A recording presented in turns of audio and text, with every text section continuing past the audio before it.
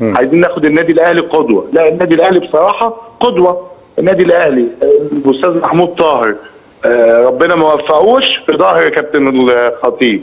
الجمهور الاهلي كابتن الخطيب موجود، كلهم في ظهر كابتن الخطيب. اهلا بيكم.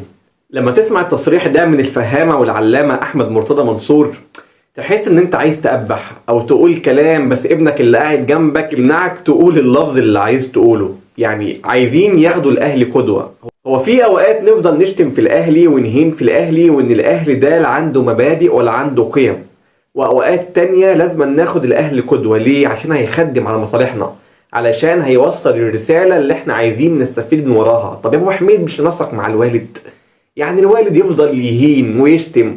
ده مرفوع عليه قضايا اكتر من سنين عمره بسبب اساءته للاهلي، وبيهاجم رموز الاهلي اللي انت طالع تقول لازم ناخدهم قدوه. عيب يا ابو حميد، نصك وخلي المبدأ واحد علشان ما تتعبوش في السنين اللي جايه، لان جمهوركم خلاص فهم الدنيا ماشيه ازاي، وكلها ايام بسيطه او يعني نقول شهور والوضع هيتغير.